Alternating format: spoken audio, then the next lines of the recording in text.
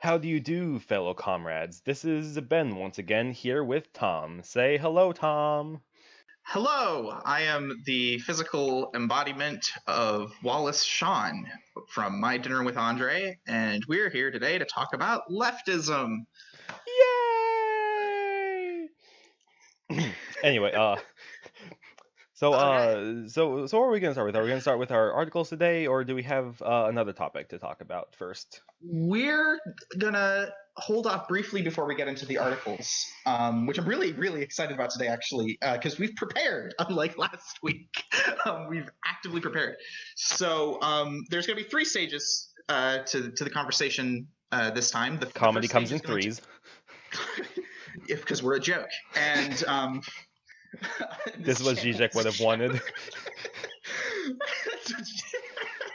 Sorry.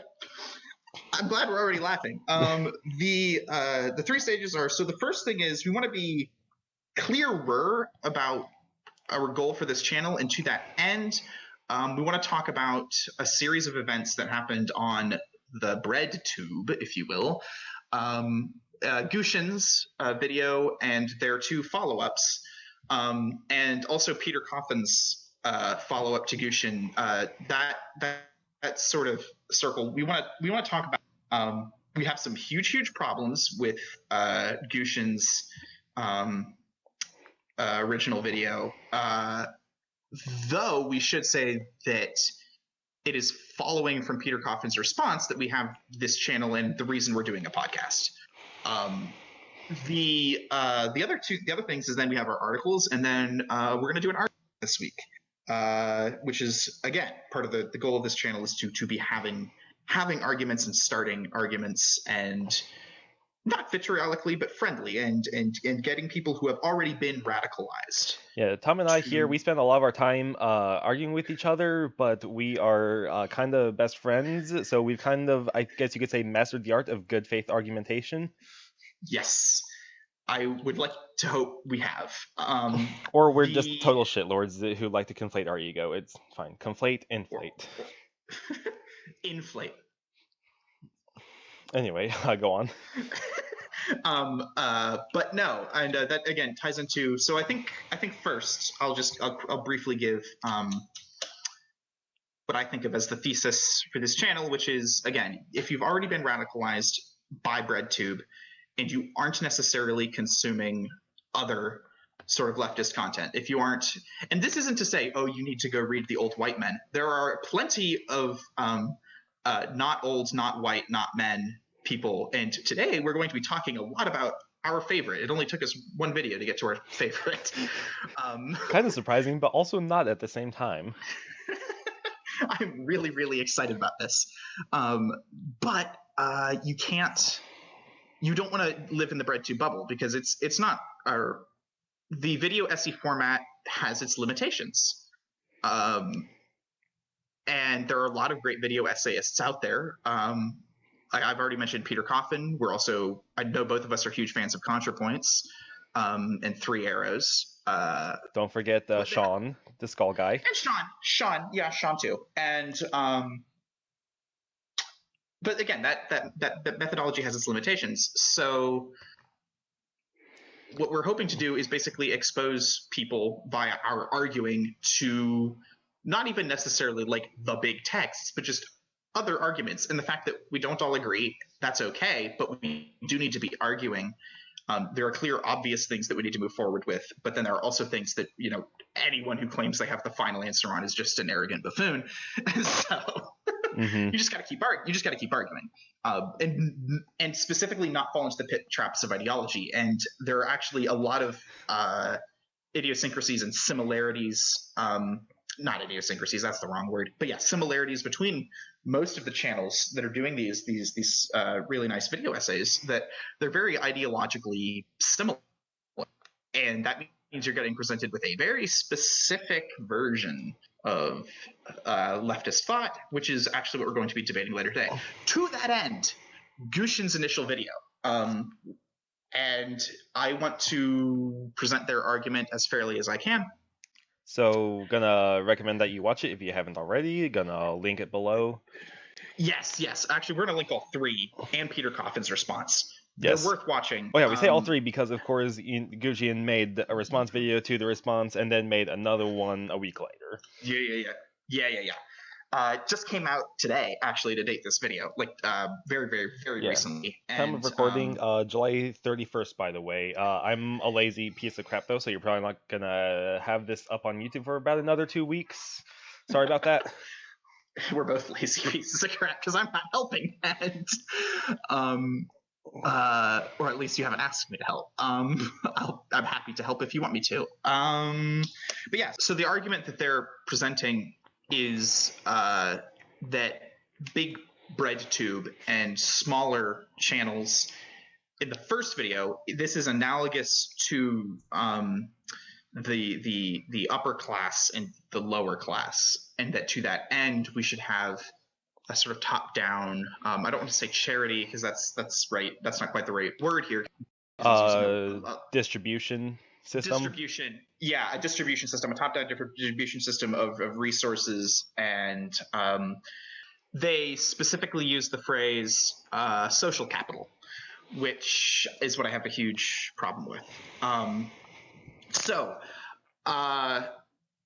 I think this analogy it's really weak.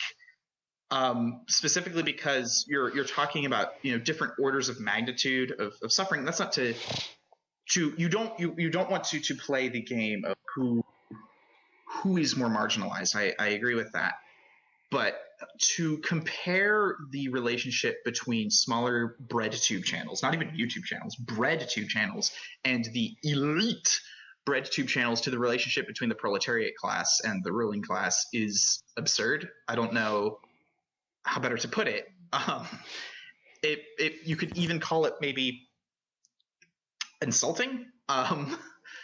It misses a distinction, and this is why I wanted to bring up Peter Coffin, is because you have there's two ways to talk about the lack of diversity on BreadTube.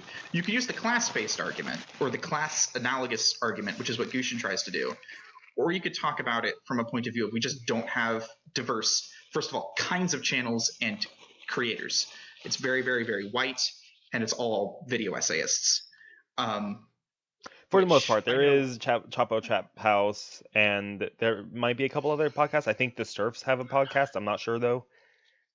But there are way too many video essayists, if you ask us, and not enough podcasters.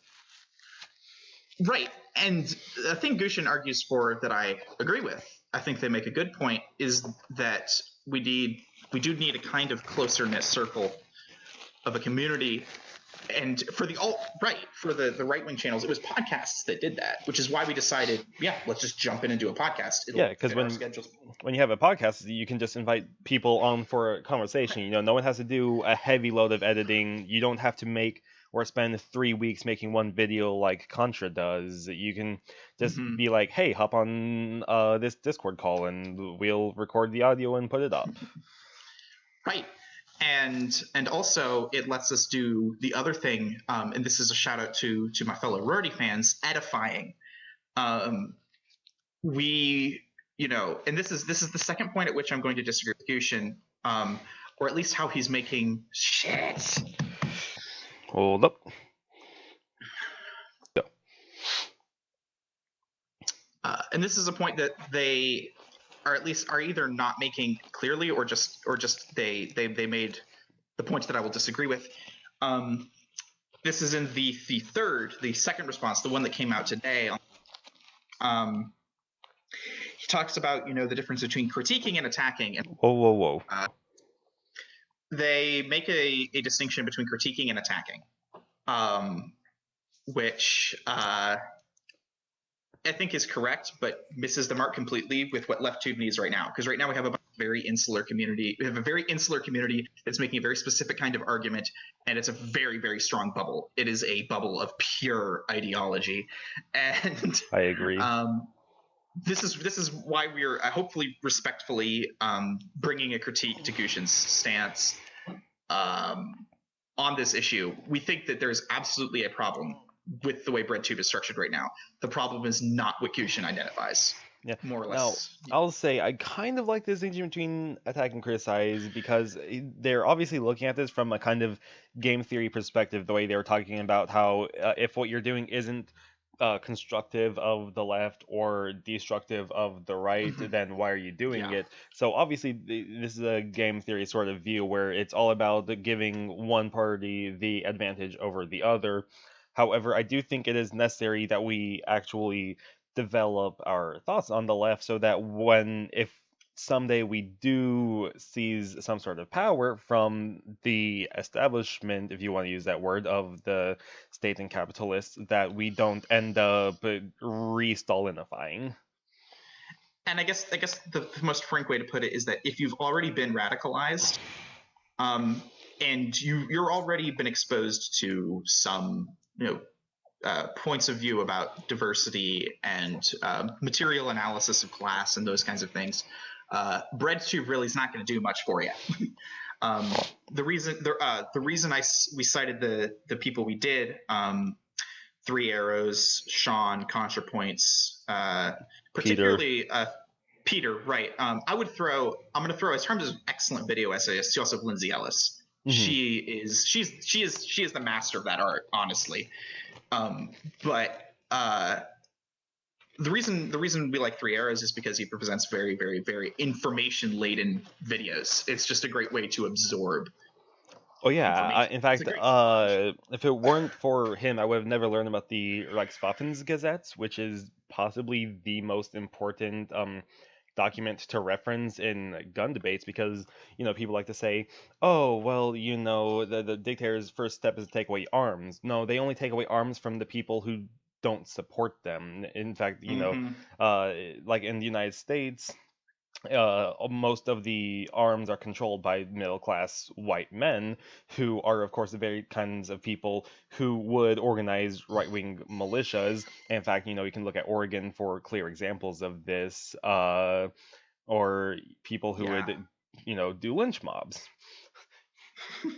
Yikes. For instance, when you had the Black Panthers open carrying in California to protect people from police, Ronald Reagan as governor instantly cracked down on the right to own long rifles of, various sorts, namely like Armalites. But right. Sorry, we're kind of getting off topic now, though. Well, please continue. It's worth mentioning, but just we don't need more video essayists. We need a conversation, which is a really dumb word. I would prefer the word argument, because conversation has kind of been it's been very, very, very softened from where I would like the conversation to be personally. It's all about you. Ooh. Yeah, because we're having an argument. We are arguing our position.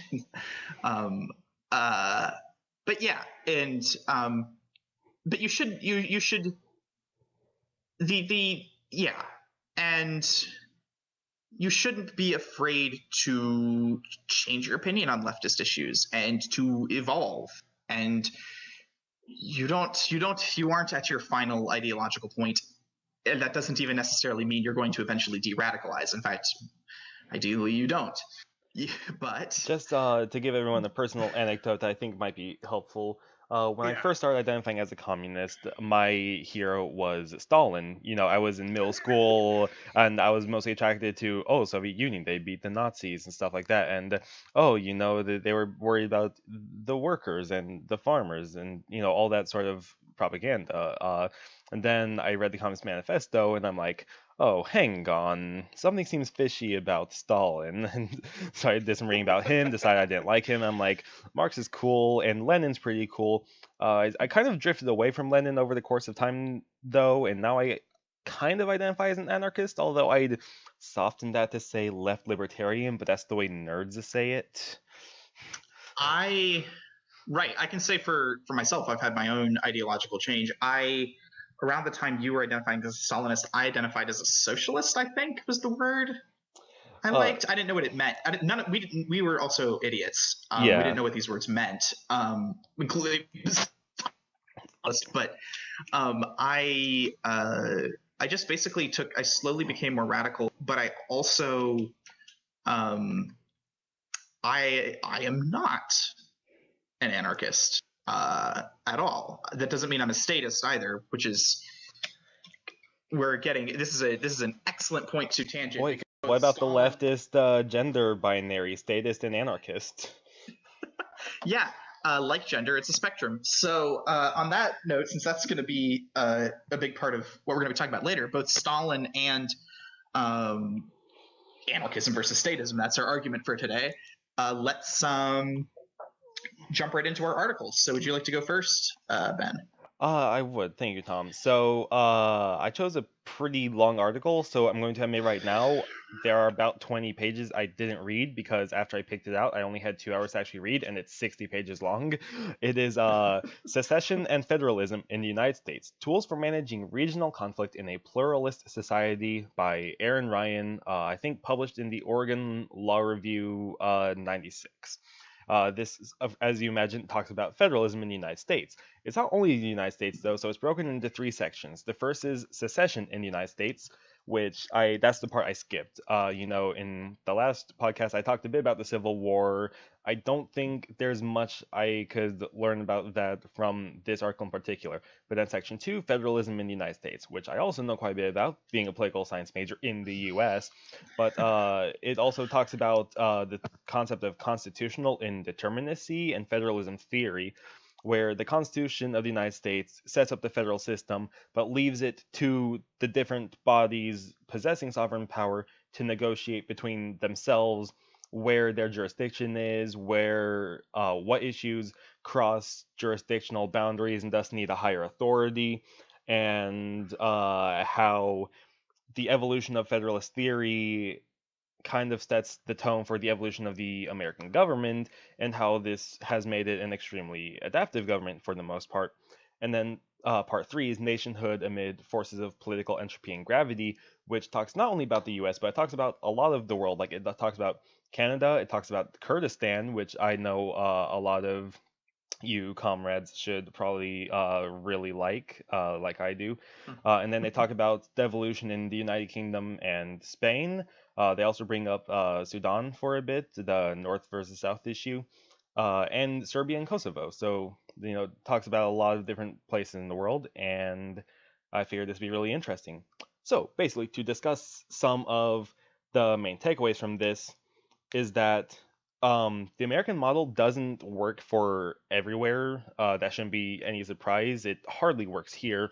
But at the theoretical level, it's been pretty effective. We've had one civil war in the 240 odd years we've existed, and the government does shift back and forth from having more. If I may interject briefly, it's been effective domestically. Yes. Don't drag the rest of the world into this just yet, please. I'm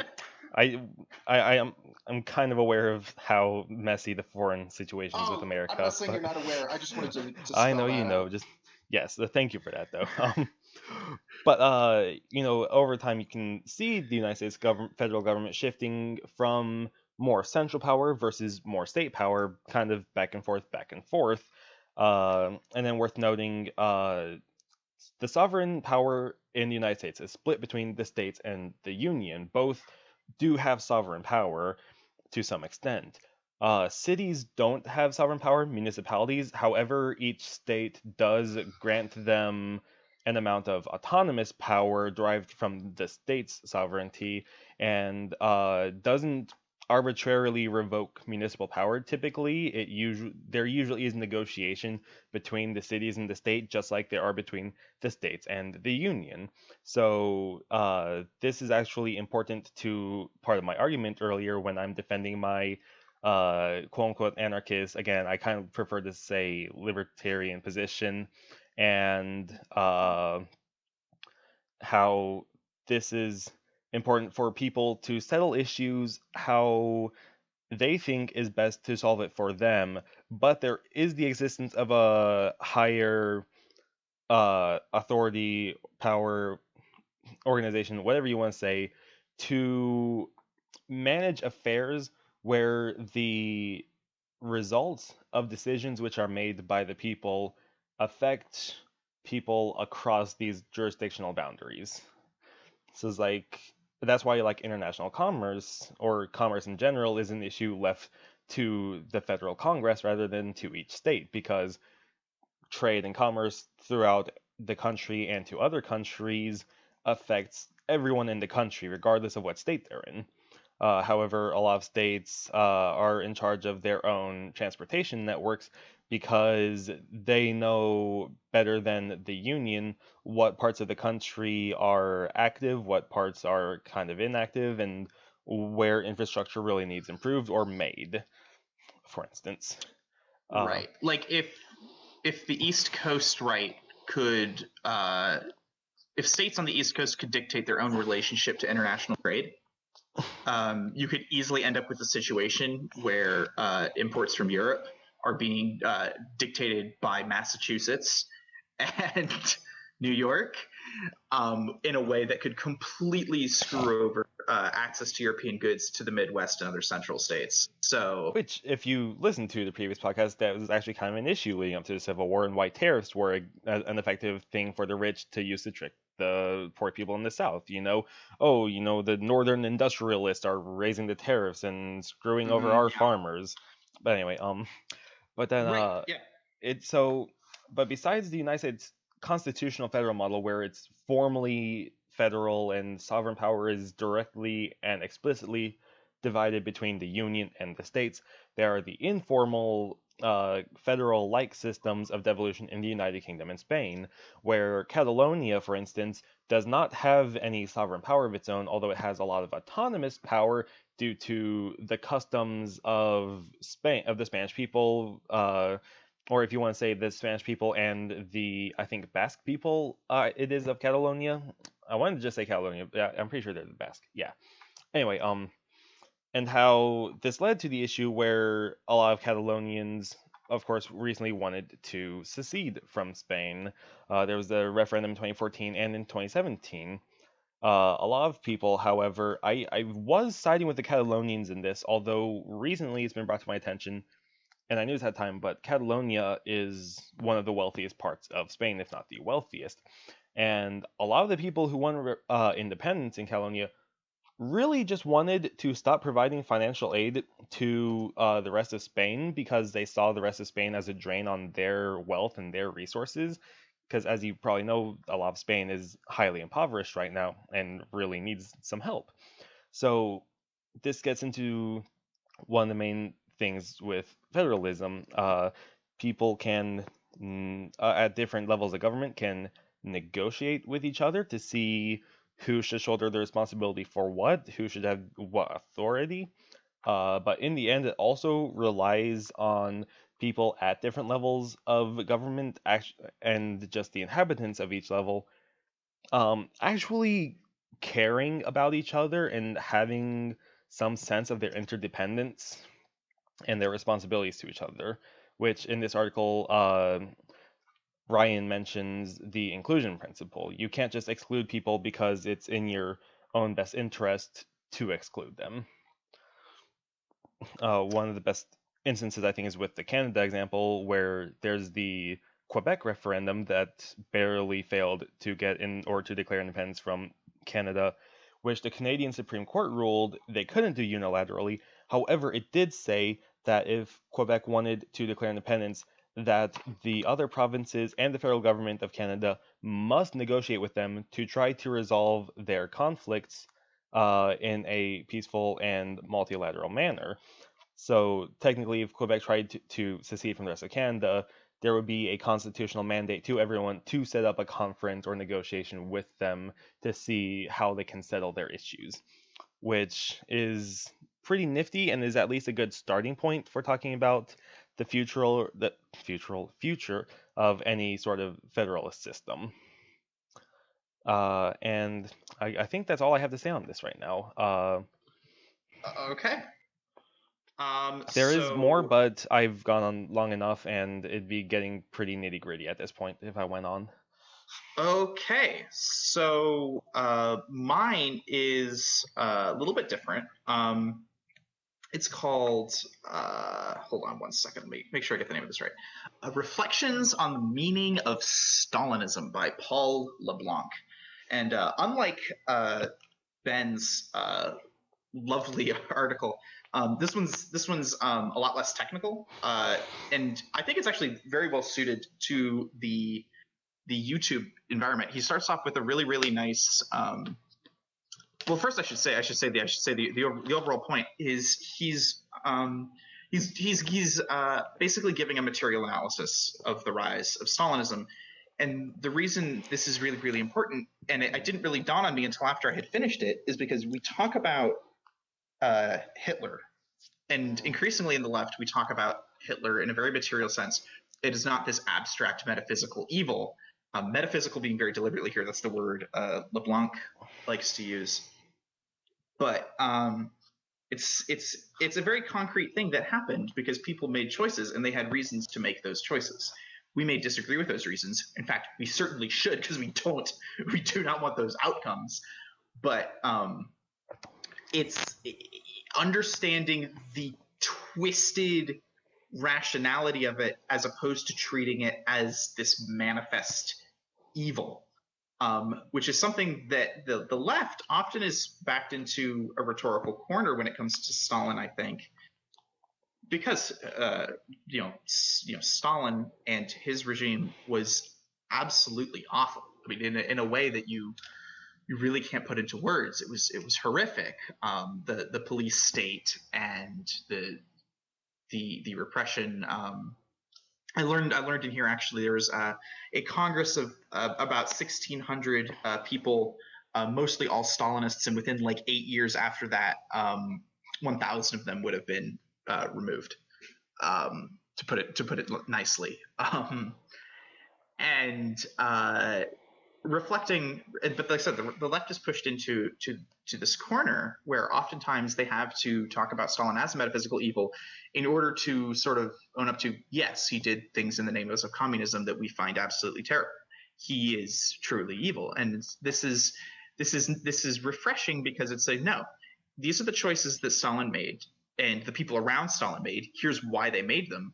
And also, what was really telling is the opening portion, which I alluded to earlier, which is this personal anecdote, because he grew up in the 1950s and 60s of America, and people were openly, the Communist Party of America was openly pro-Stalin, because he was seen as the torchbearer of the Leninist movement, the guy who would bring forward into a stronger state the worker state. He would things like the 5-year plan, the mechanization, getting the Soviet Union on the world stage was deeply admired, and also seen he was as a hero by the Communist Party of America. And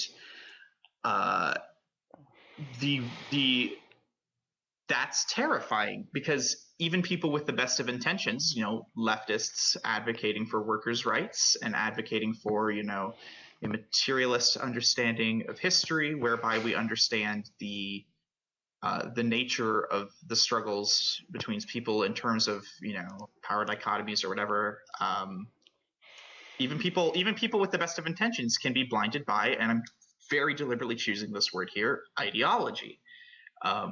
And it just made me reflect again. We mentioned this earlier, the goal of this channel being specifically to help myself and Ben overcome our own ideologies and try to be as fluid as possible in our compassion, but also to help people who have been radicalized not fall into the trap of ideology.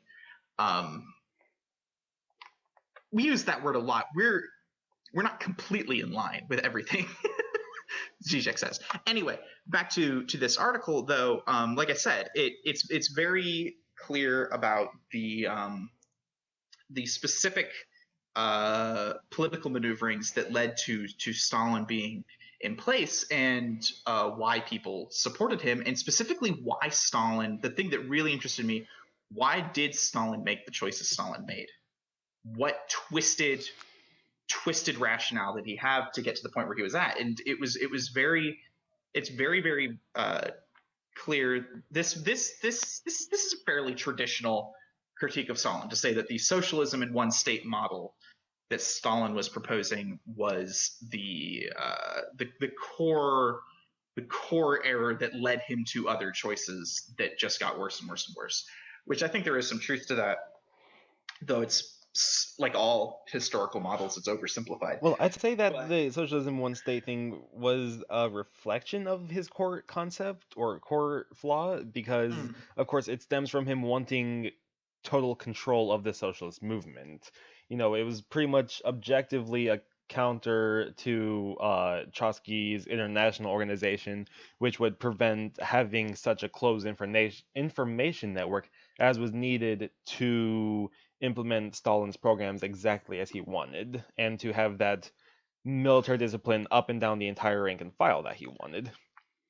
I would say that I wouldn't say that maybe then one doesn't really precede the other, because you don't want to be like, well, Stalin's domineering ego, let's say. Well, that's why I said it's a reflection of the core issue, and not necessarily that it is the core issue. Well, yeah, right, because this is the exact thing. The exact approach not this. I shouldn't say this because it's not what you're saying, but that approach, calling it Stalin's domineering ego, is the very thing that I think that we need to move away from.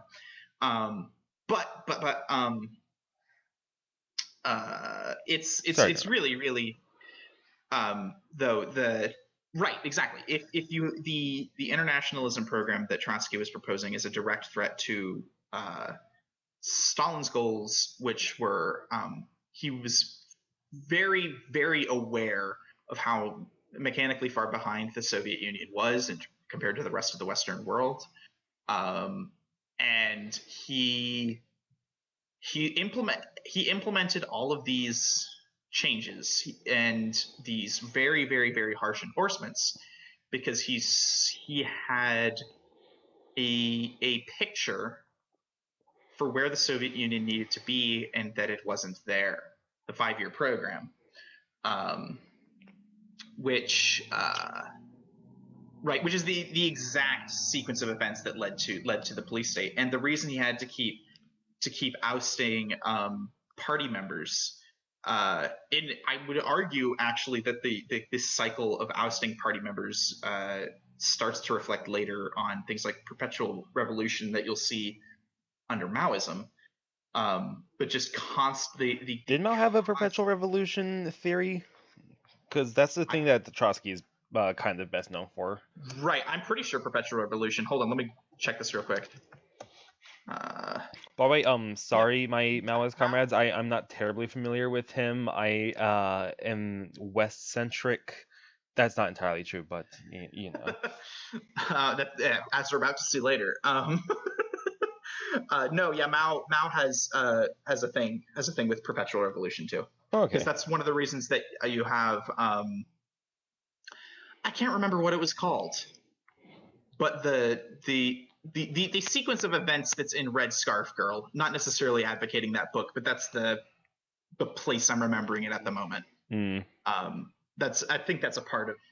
It's certainly, even if it has a different name, it's certainly incredibly closely related. But yeah, you're right that the traditional source of perpetual revolution is Trotsky. Anyway, there's a lot of great details in this paper that I don't necessarily want to go into because I highly, highly, highly encourage that you read it. It's really, really, really, really flowing to read, I would say, but also it gives a really, really nice picture of Stalin's rise to power, and in a way that I think is really, really nice because it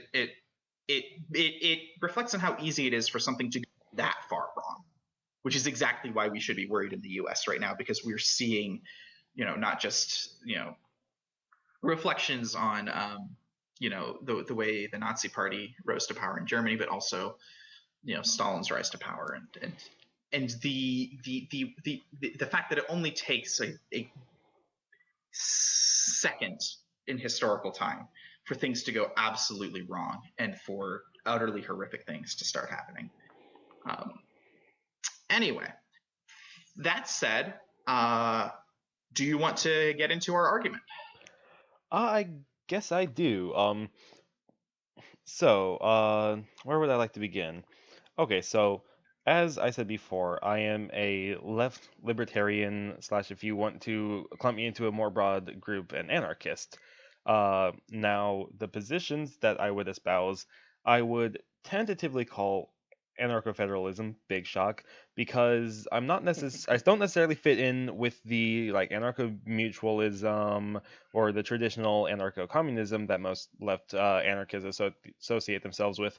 I envision something that is a contract-based society, as most left anarchists do, but one which can build layered and vested structures, as you see in a lot of kind of practical states, if you will. Uh, so I imagine first that the focus needs to be on material conditions, of course. There's the typical bread, it is bread that the revolution needs, to quote Kropotkin, and to quote Lenin, it is peace, land, and bread that the masses need. So it's all about making sure that everyone is fed, or, that could also just represent having their material needs in general if you don't live in a society where starvation is a commonplace thing. Uh, and to that end, I think the basic unit of governance needs to be the community, because if that's your base level of governance, it's kind of hard to call that a state, because a state implies a top-down authority in which there is something dictated after a decision is made that is binding on all of the rest of the constituent residents of the whatever community it might be, whether it's a nation, a region, or what else have you. And furthermore, in a community, like let's say a neighborhood, or if you wanted to use a township, which for reference in the United States, unless it's a highly urbanized one, is typically about 2 to 5,000 people. Uh, Most people kind of know each other, or they know each little like clump of neighbors within the area that's spread over. So, as long as they are organized to take care of the community's needs, they would be keenly aware of who is in need of what. In fact, even if they're not organized for this, they would know who is in need of what. So if they are organized to take care of the community before all else, instead of just taking care of like themselves and their family, then you solve one of the primary issues of attempted socialist states, which is actually effectively distributing the material goods and services which are needed for everyone. Most leftist states have had an issue with the distribution of goods, including such a basic thing as food, largely because they've tried to centralize production and distribution. One of the main things Khrushchev did in his de-Stalinization program is he disbanded Gosplan, the Central Economic Planning Commission of the Soviet Union, and gave each region its own planning committee, which, oddly enough, boosted kind of the efficiency of distribution. More people got what they needed. There were fewer surpluses and fewer shortages. This suggests a economy which is a lot more functional. Now, if you break that down to each community, looking after what it needs, assessing all of its community members, and assessing what its labor potential is, you can not only generate data for what everyone needs, but for what everyone is capable of producing in exchange for stuff. Not to suggest a market economy, but in general, there does need to be exchanges for an economy to happen, because people don't just produce to avoid, they don't just consume from a divine hand, or an invisible hand, if you will.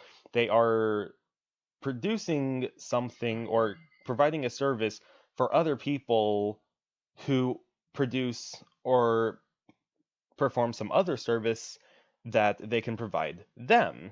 So that's where I get this idea of starting with the community. You don't have any effective top-down structure that's imposing, because if anyone did try to impose that, they could just basically be mobbed anyway.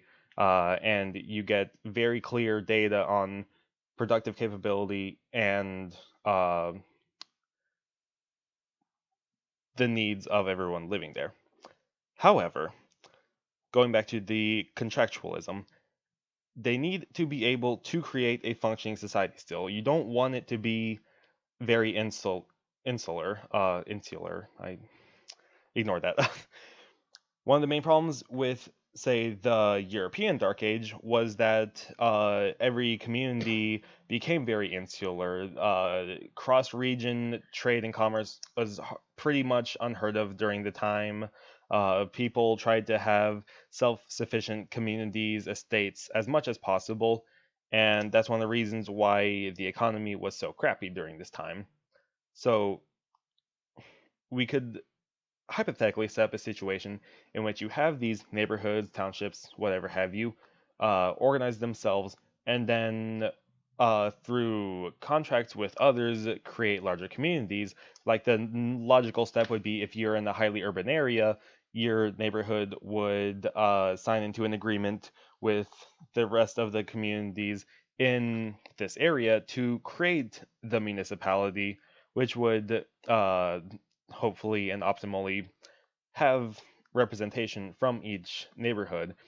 And at this municipal level, you could gather the data discussed before from all these communities on what they need and how much labor they could provide to figure out what the city can kind of specialize in as a whole, what sort of industrial operations they can actually sustain, because most industrial operations in the modern age require hundreds, if not thousands, of people. Sometimes, you're getting into the tens of thousands of people. If you entrusted just small communities with all power, you would never be able to achieve these things, which, of course, these are necessary to sustain any sort of modern standard of living, which we certainly, whatever the left does, we don't want to regress living standards at this point.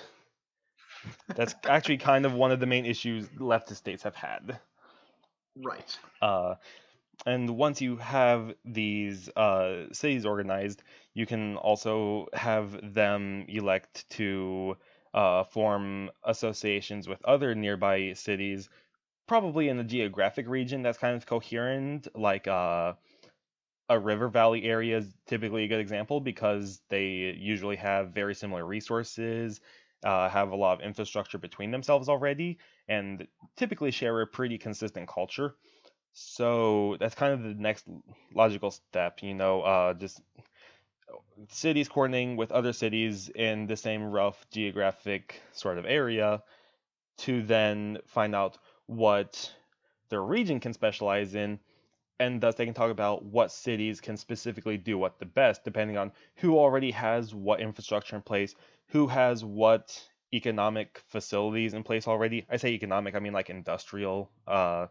Who is in the best situation to produce what needs to be produced in the first place, and using that you can figure out, well, we know that we need this much labor to produce this much industrial goods, which is needed to exchange for this much food and other goods which our citizens need in the first place, just for basic needs. They can figure out, well, what does everyone want, how much labor would be needed to produce those things that they just want, figure that out and come to some sort of agreements on it. What communities will contribute what labor to what facilities, go on with it. This is kind of similar to what happened in revolutionary Catalonia during the Spanish Civil War. Not quite, but you had people who would get a job, per se, at one factory or another, and if that factory's goods were no longer needed, the factory would be shut down. Well, this doesn't mean that the person, was out of an income.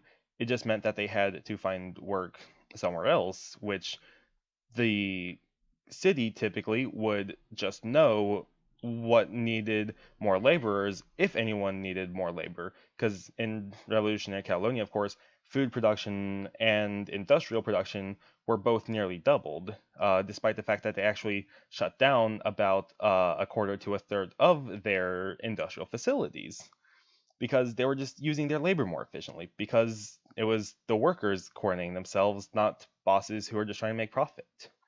And so my basic argument here, after all this rambling, is that you can create effective economies and infrastructural networks without the authority of necessarily a state apparatus, although you do need people who are willing to cooperate with quote-unquote outsiders from their own community in order to achieve goals which everyone or which are in everyone's interest.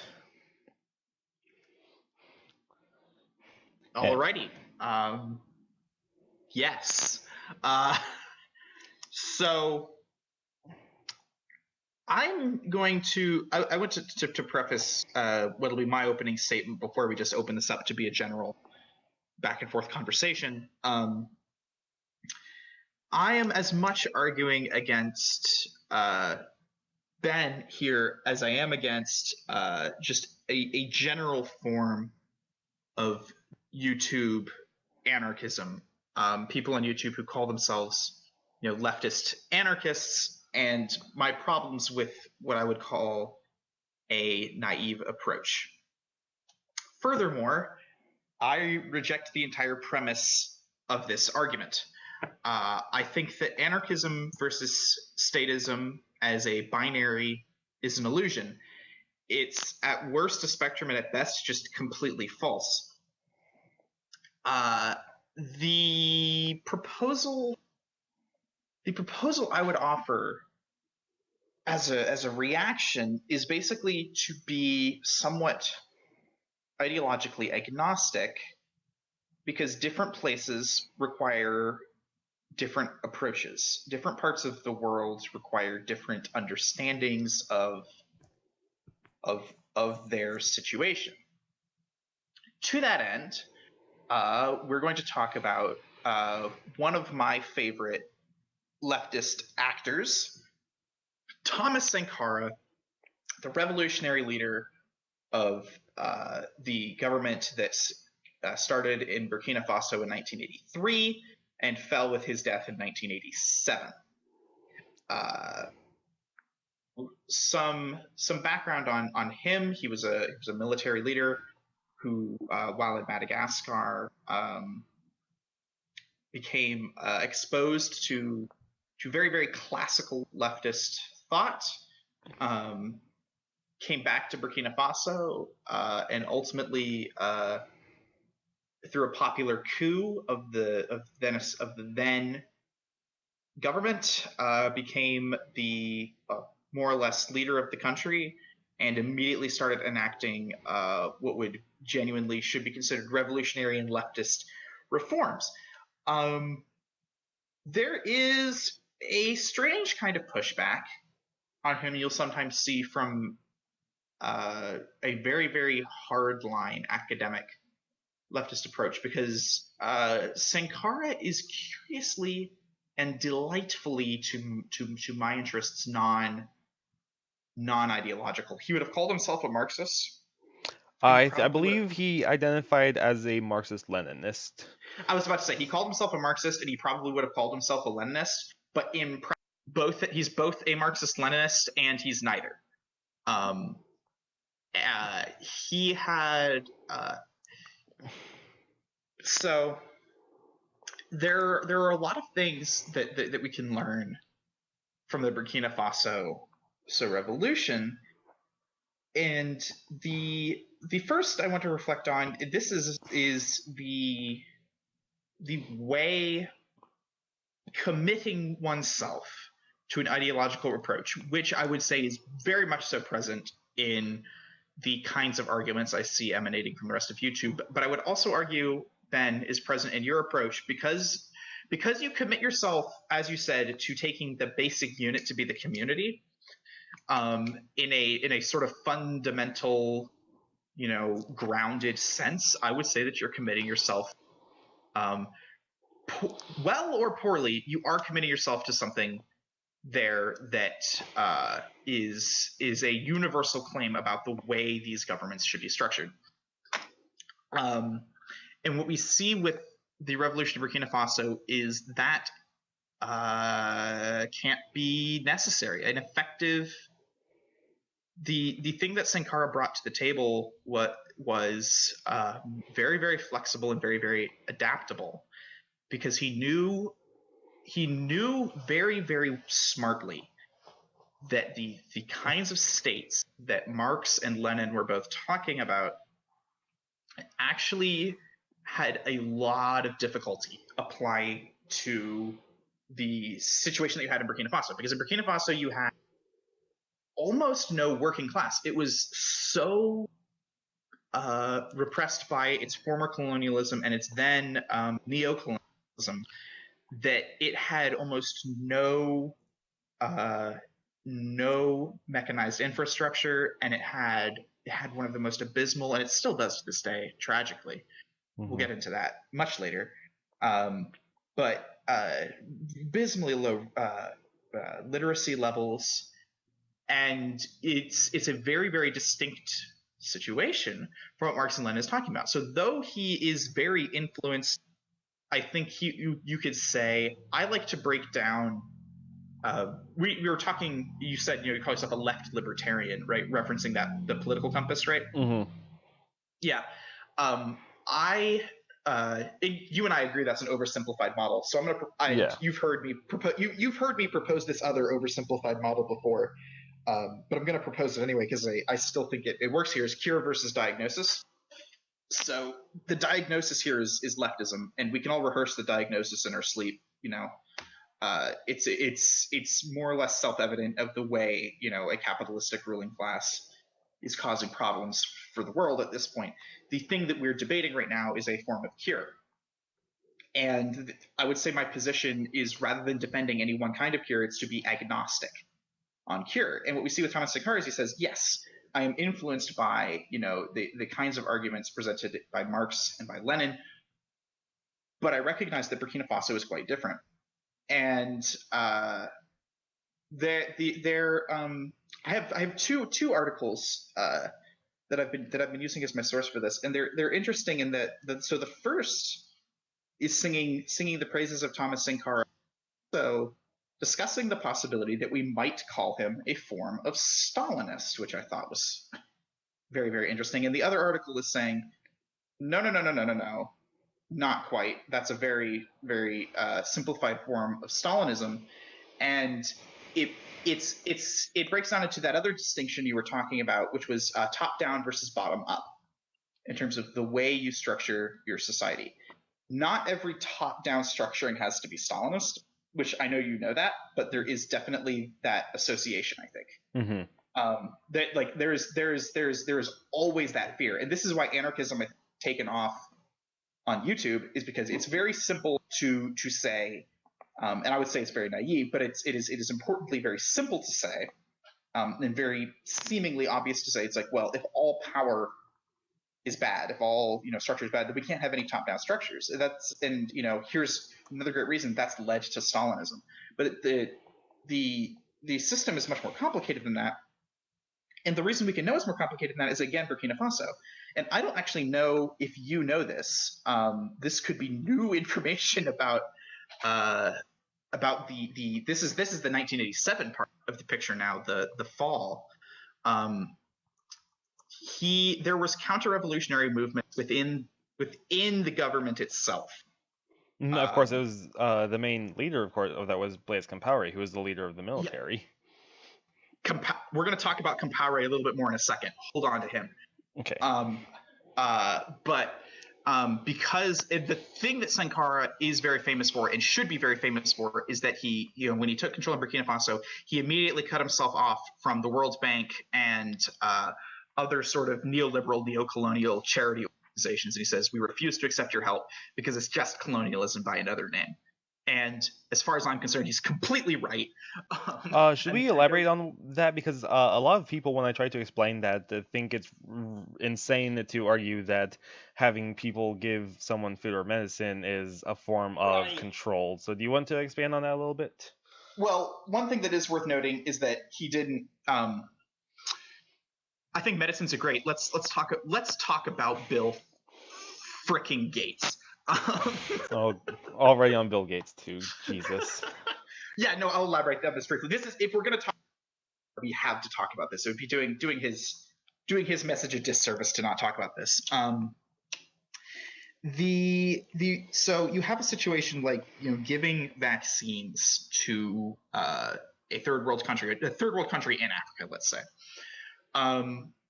What this does, in Sankara's view, is, yes, there is a part of this that is a benevolent action. I don't think he would be.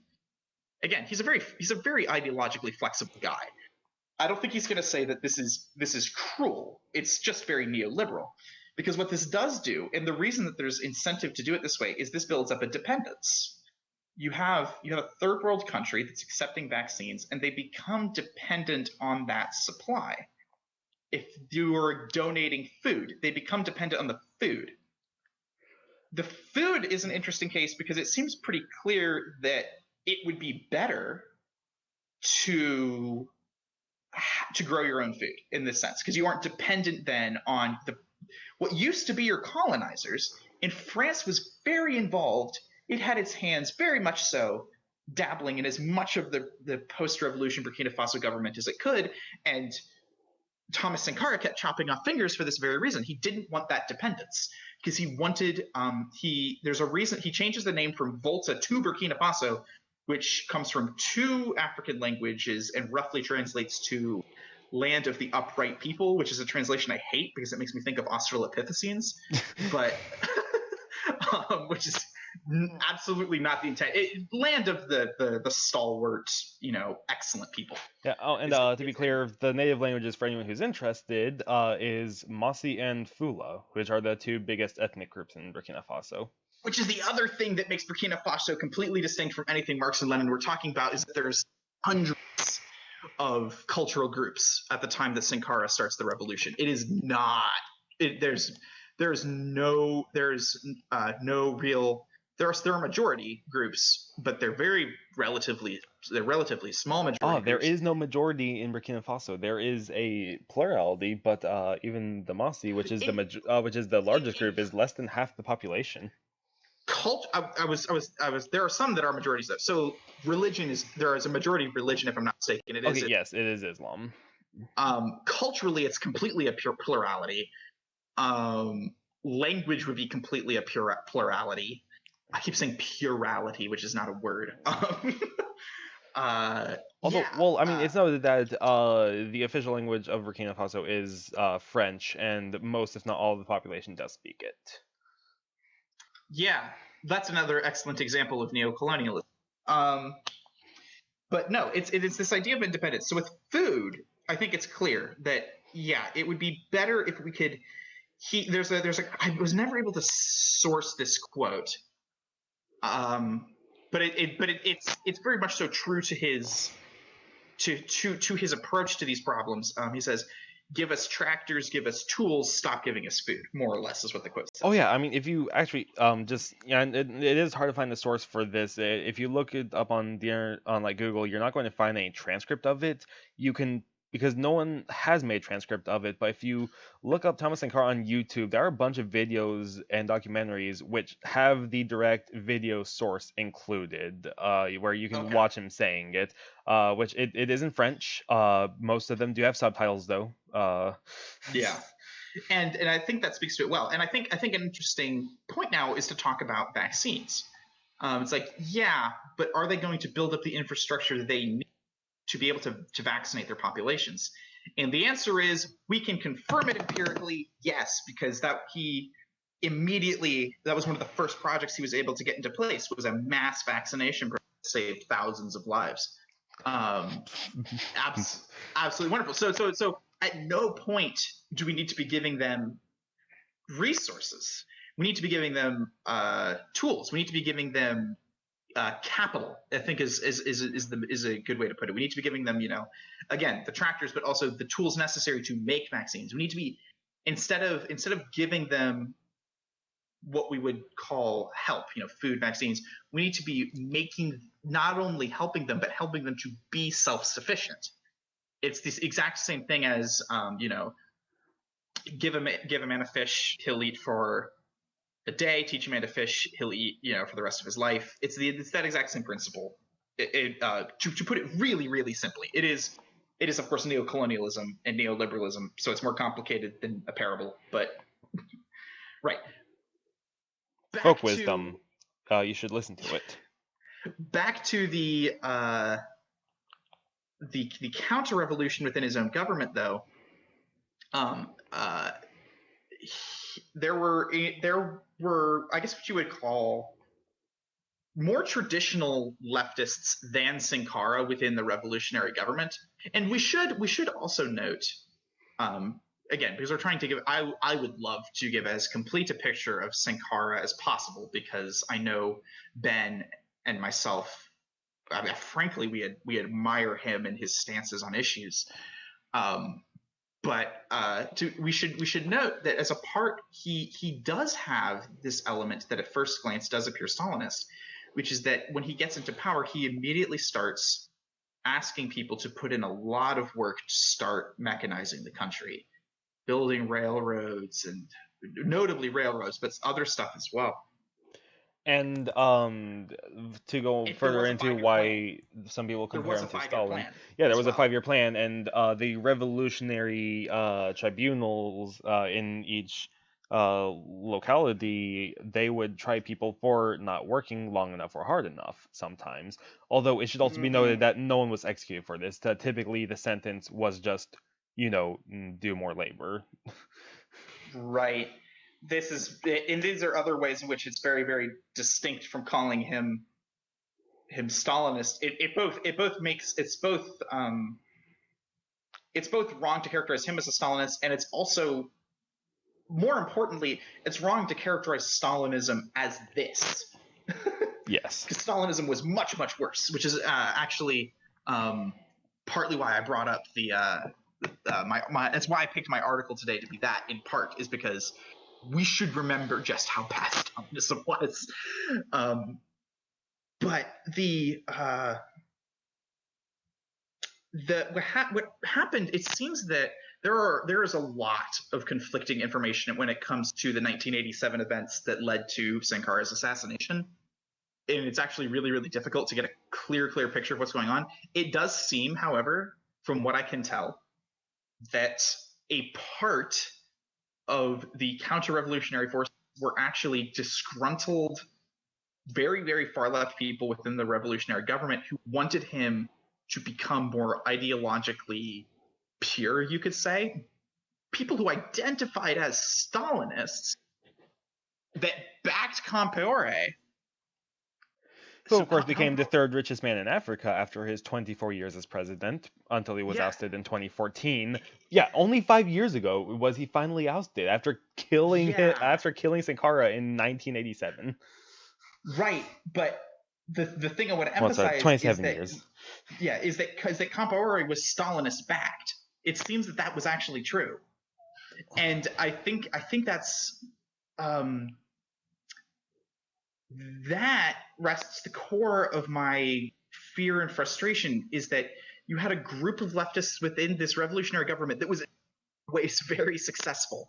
I'm not going to call Sankara's society perfect, but my God, it was an effective leftist state. Do you mind if I give some statistics just to demonstrate how good it was? By all means. So you brought up vaccinations. About 2.25 million children were vaccinated during his 4-year presidency, and the average wheat production per hectare went from 14 to 1,700 kilograms per hectare to about 3,400 kilograms.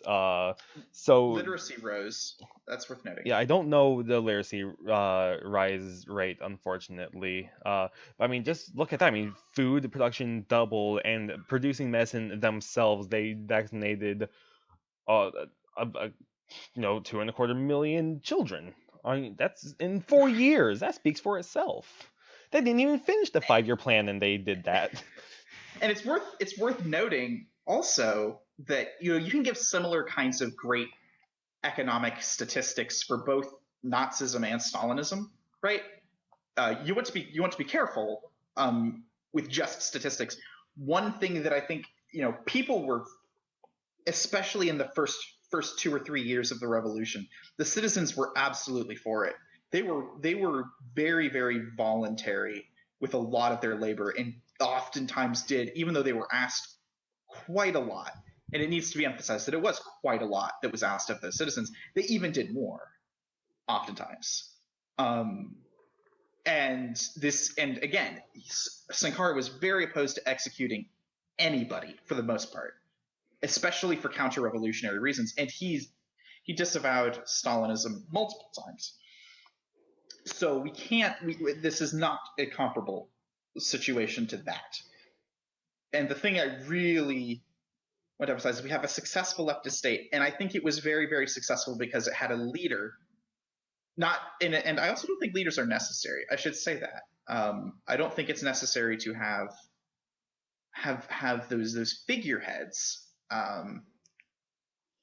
But in this instance, it seems to be exactly what the Burkina Faso needed, was someone who could organize them, and organize them in a very, very flexible way, in a very, very non-ideological way.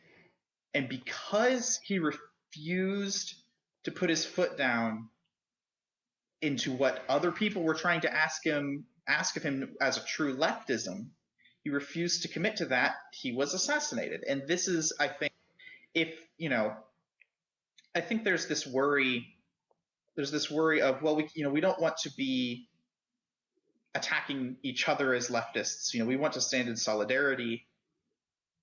Yes and no. Yes, but really what we want is to not be so committed to whatever ideologies we hold that we end up dismantling each other. We need to have these kinds of arguments, and like we're having now, and we need to be committed to flexibility and to approaching each situation as we have. So my counter to you directly then, Ben, and I've made this to you before though, is I think in a lot of places, not everywhere in the US, in a lot of places in the US, what you're suggesting, notably in the Midwest, what you're suggesting is exactly what is probably needed. But in other places in the US, and particularly other places in the world, this wouldn't work. This would not necessarily get Africa, what you're proposing wouldn't probably get Africa on an equal footing. I guess if I were to pin one point of ideology on you, it would be, again, that basic unit being the community, which I think in other places around the world, and even some places in the US, is just a non-functional approach. And what we really need, and if there is a lesson to be taken from the libertarian, if there are many lessons to be taken from the libertarian side. I'm on the libertarian side of this argument ultimately, but if there really is one strong lesson to be taken, it's that we need to be as hands-off as possible and let groups figure out which structures are going to work for them. And certain organizations are going to require a top-down structure on an international level. You're like, academia will not exist in the way it does right now without some sort of international top-down organization, which is, it's not community. Nothing about academia really can be built on the foundation of individual communities, because academia thrives specifically on breaking down communities and on plucking people from many, many, many, many different kinds of communities. And that's just one example. I'm sure we can think of others where the single approach that you propose doesn't work, and we need to have as many impossible as we can in mind, which, since we like to sing the praises of the American Revolution from time to time, I think is the single greatest lesson you can take from the Founding Fathers, which is, again, their own recognition that their ideology that they had at that moment, their view of the world would eventually be outdated. They built the government to be able to eventually change itself as time changed, and just bearing that in mind. And I guess I'll end there. Okay, so I have a few things to say. I'm going to start with just pointing something out to people that I think is really important, going off of that bit about the American Revolution and the Constitution. So the idea was something you have to recognize about the American Revolution is that it didn't start with the first shots fired at Concord. It didn't start with the Declaration of Independence. It started with the committees of correspondence, which were literally just people talking to each other about what the problems were.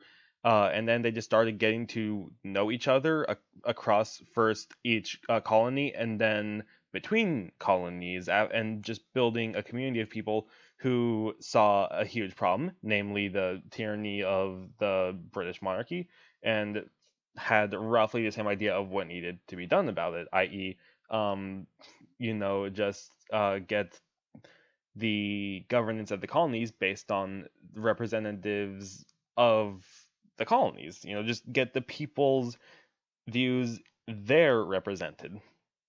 Then with the Constitution, what they were trying to do is they figured that if the United States ever got, to the point where people would want to overthrow that government, that they would work hard enough to create the same level of organization that they did to fight the British, and just use that to change the Constitution itself, because you can amend the Constitution with a supermajority in Congress.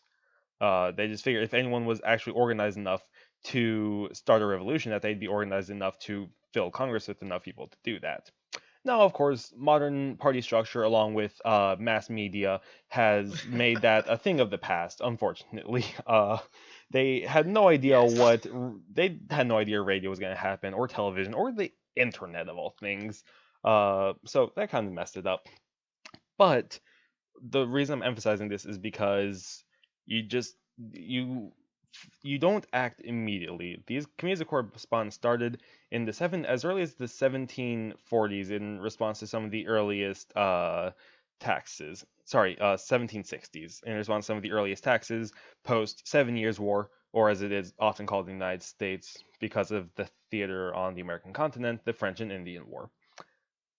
But I kind of digress. What I'm saying is we don't need to act immediately. A lot of people are emphasizing direct action, and direct action is necessary, but we are not on the left at a point where we can just directly overthrow the system. We need to get to know the problems better. We need to get to know each other better, and hence we need some of these arguments. But now, if I could just interject briefly, there are some very obvious things that should have been addressed 10 years ago, like minimum wage and the homeless crisis, and and right now we're dealing with the concentration camps at the border. That's another obvious thing that we should be addressing. This isn't to say that we need to stop all action and deliberate. No, there's action that needs to be taken, and environmental action is the incredibly prescient one as well. There's action that needs to be taken right effing now.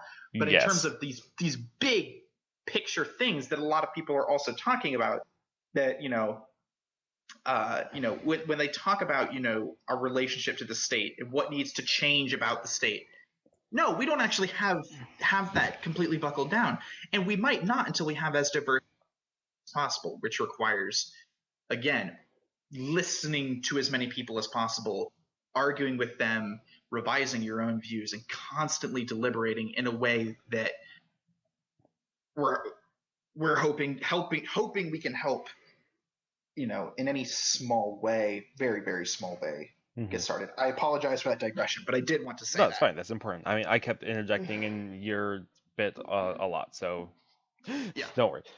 No, to go on to some of my counter arguments against Tom here. I guess not technically against, but you know how arguments are supposed to work. It's against. I'm fine. So I'm going to start with talking about how you emphasize that Sankara was flexible and really couldn't rely on the bottom-up structure that I was talking about. Now, I have to admit that I know that what I'm proposing is particularly aimed at the United States. Again, I live in the United States. I'm a political scientist. Some of my emphasis is on how to change the United States, especially because, of course, right now the United States is the global hegemon. Changing the United States will make it much easier to solve the rest of the world's problems. It's not going to make everything instantly better, but Well, it's a good place to we start. can't ignore the influence of China on Yes, that one. It's possible that if we change to the U.S., weakening the U.S. significantly just puts China at the top, and we've gotten nowhere. That's possible, but hey, that kind of builds onto what I was actually that kind of builds on to what I was talking about this kind of federalistic style of anarchism slash libertarianism, where just to be a real big nerd for a moment, the word federal comes from the Latin word federi, which they used to describe independent German tribes slash kingdoms that they admitted into the Roman territory as allies of the emperor. So really, that's this is fascinating. so really I keep that in mind when I talk about federalism, because it's really a system of political alliances that are just really tight knit. And so when it comes to the risk of China, which I know there are a lot of well, not so much anymore. A lot of leftists have come around to acknowledging that China right now is another neoliberal state. Well, they're a neoliberal state that also has its own system of. I don't want to speak too far beyond my expertise, but they also have a system of, violent repression of a minority group with the Muslim populations in the western part of their country, which the Uyghurs. It's socialism with Chinese characteristics. In other words, neoliberalism with imperial characteristics. Internally. China's the largest empire in the world with, like 54 different ethnic groups and so many different languages, all held together by one central government. But anyway, one so interesting to know about China, though, is that you're talking about the necessity of flexibility in ideology. China actually ties well into that, because the Communist Party of China started straying directly from Maoism towards the current neoliberal ideology, saying, look, we can't be too dogmatic about this, even though Mao's teachings are enshrined in the Constitution. We need to start doing stuff to improve the economy, which Mao's teachings wasn't great for. Mao's doctrines are great for an agrarian society, but once the people in an agrarian society has seized the state power, they do need to begin industrializing if they want to, match the Western world in terms of power. I say the Western world. I don't believe there's any like direct or solid West, but it's a convenient term to use because everyone knows what you mean. You basically mean Europe and America, more or less. It means what we use it to mean. Yeah.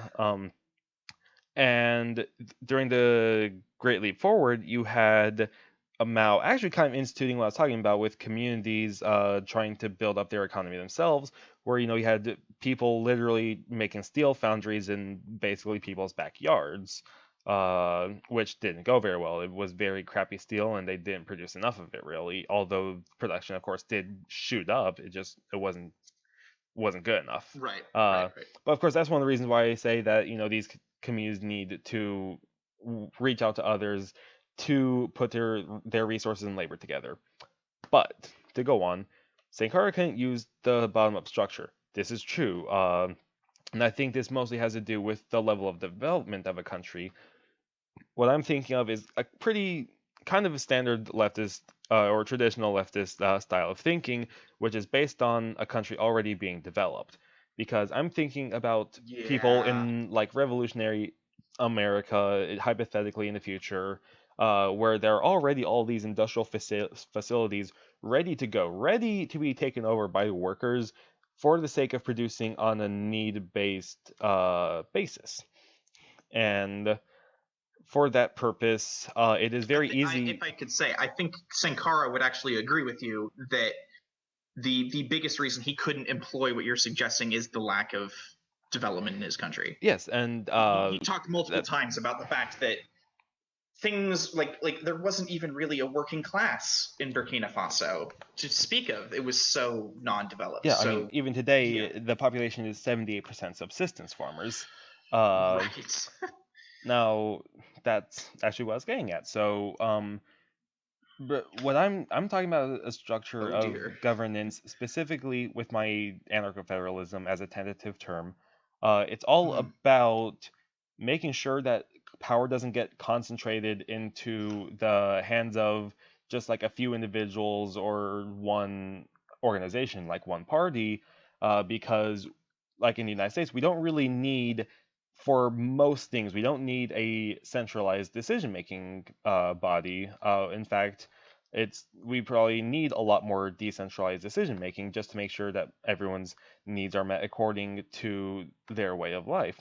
But in Burkina Faso, because it wasn't developed and needed to enact extremely drastic measures to break their dependence on the West in general and improve the country as a whole, you needed a centralized decision making body to account for everything and make sure that a very wide reaching agenda could actually be accomplished. I said that, like, going back to this, 2.25 million children were vaccinated. If you Yeah. left that task to a bunch of communities, which none of which at the when Thomas Sankara came to power even had between them a single medicine manufactory, that would have been impossible. They barely had metal. Yeah. So like that would have been impossible with the system I'm proposing now. But in the United States, for instance, we have everything we need already. Burkina Faso had the resources to create and set up everything they needed, but needed to Right. actually build it up in the first place, and that needed centralized decision making to make it work. In the United States, we can literally, if we wanted to, the workers, when I say we, which by the way, worker is an identity which is kind of created, and obviously materialistically there are, the workers versus the owners, but the way people think about workers is a bit strange, but that's digressing too much. There, America has everything it needs in terms of resources and Has more production than it already. needs. Like one of the things that made a lot of people turn into socialists, as manifest in the Occupy Wall Street movement during the '08 recession, is that people saw, hang on a second, why all of a sudden do we have such a high unemployment rate? Why do so many people not have access to food or healthcare? We like the factories didn't suddenly go missing. We have, and because there are so many people who are lacking food and healthcare, obviously there's work to be done. So there shouldn't be unemployed people. There shouldn't be people without access to food and healthcare because we have all the means and we obviously have work to be done. And this goes back to we need the workers to make the decisions about how we produce and how we distribute. Hmm. And for a developed society, I think the best way of determining distribution, again, is to have each community gather its own data about what its neighbors need, if you want to use that term. It's just you need to find out what your neighbors need. Uh, and of course, working together in cities, you can find out what everyone can specialize in together to then provide to other cities who can provide you stuff that you cannot get immediately with your own local resources. So But that's my first thing.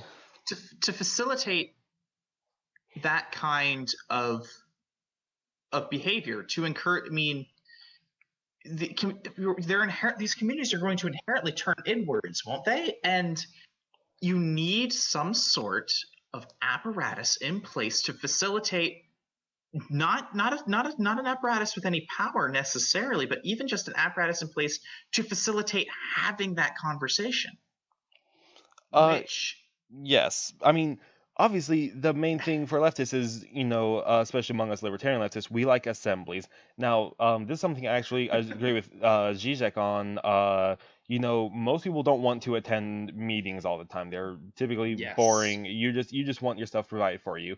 But that's kind of why I'm talking about this kind of nested structure, which is again based on the contract. So if you have the base unit of the community, again, this is a very kind of abstract term that I don't have any solid thing to fill in for. I use the examples of neighborhoods, townships, but it could be whatever is effective in whatever instance.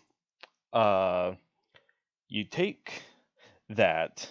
Now they could have a body, like they could have their own council, like say 5 people who are basically just like on a daily or even just weekly basis go door to door asking people like what they're short on, or if they have too much of anything, and something they could do with less of. And these people could call a special meeting, something that everyone wouldn't have to go to like every week. It'd just be like a you know one time thing from time to time where it's like, okay, we have something big to discuss. People come to what so and so place at so and so time. We want to join this municipality agreement with all of these other neighborhoods in this area. And we could say, okay, fine. Well, the way that would happen is through a contract. Now, the reason I keep going on about contracts is because we can all see that although it's not working necessarily for the common people, capitalist society has created the most productive period in human history and manages the most complex economic and even political network ever seen in the world. And it manages this all through contracts, which are upheld in courts, which there is no solid left libertarian idea of judicial systems, but that's something that I will get to at a future time because I'm developing my own theory on that right now. So just hold on to your hats. But Right. basically, you set up contracts with a set of terms, all right? These terms define what people are going to provide on one end of agreement and what they're going to get in return for their end of the agreement. Now, a concept I've been tinkering with a lot is this concept of a quote unquote floating constitution, or now I've actually split it into floating constitutions, plural, because I think there should be one that's basically a Bill of Rights, slash quote unquote anti rights, which are things that people should not. I split rights and anti rights into things that no one should be able to prevent others from doing, but then also things which people should not be able to do. Now, I mean, namely, these things are based on mostly violence, and this extends to systemic violence, where in capitalism you have the systemic violence of if you don't work for a capitalist, you do not get money, therefore you do not get food, you will starve. That is a form of violence. Hmm. There's also hate speech, whereas like if a Nazi group is holding a rally and they're saying that we need to exterminate all of so and so minority or all minorities in general in a country, that is that is inciting violence. I think there's this pretty popular Tumblr post that floats around the internet where it's talking about why it's illegal to hire a hitman. It's not illegal to have a conversation about killing someone, and it's not illegal to give someone money, but the two acts together leads to someone. Oh, also, if you're hiring a hitman, you're not committing a murder yourself. So you're not killing someone. You're exercising speech, and you are handing money over to someone, which is your own property, which you can do what you want with in the United States. But it's illegal to hire a hitman because you're inciting violence directly and intentionally. So, for instance, inciting a genocide would be one of those illegal things, just for instance, as an anti-right.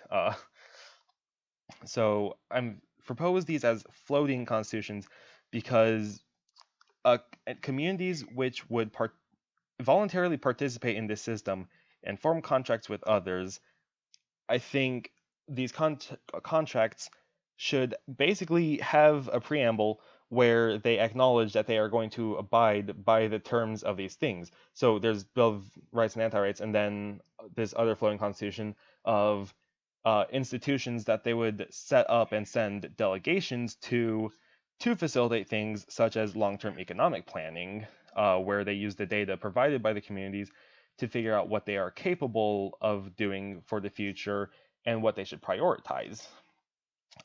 This wouldn't be obligational, but it would be really helpful for everyone, and you don't need to send a lot of people to it, so it wouldn't be a particular burden on any one community, especially if you set this up mostly between cities.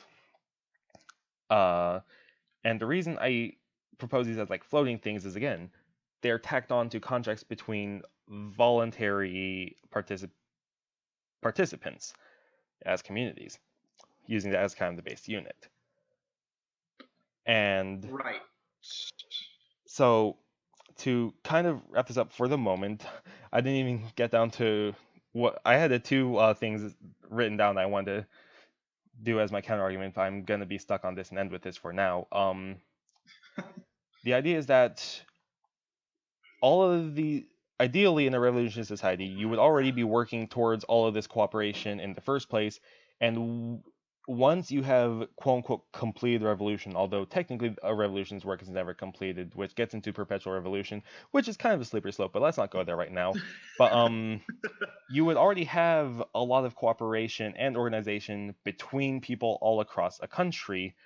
So even though participation is voluntary, this system basically creates a system of diplomacy between neighborhoods and cities, where, take the UK and the European Union, for instance, you can leave at any time. However, you may not want to over small disagreements. Sometimes you need to take a small hit for a long-term gain. I don't actually disagree with your last point there, though. Again, I'm going to emphasize. So I think you've admitted, and correct me if I'm wrong, that yes, what you're proposing wouldn't work in every country, in every place on the planet. Although thank you for bringing that up. Although let's just use Burkina Faso for instance. Once it reached a very high level of development, they could work down to that system. Once a place is developed, I think that having a top-down structure is really good for if you're trying to rapidly develop. But once you are developed, I think the inclination should be to decentralize administration as much as possible. That way you basically don't, in colloquial terms, step on people's toes. That way people can live their way of life without some faraway authority telling them what they can and can't do for what may be arbitrary reasons. So I'm going to go. And yes, that's getting very ideological, saying that they should work towards that.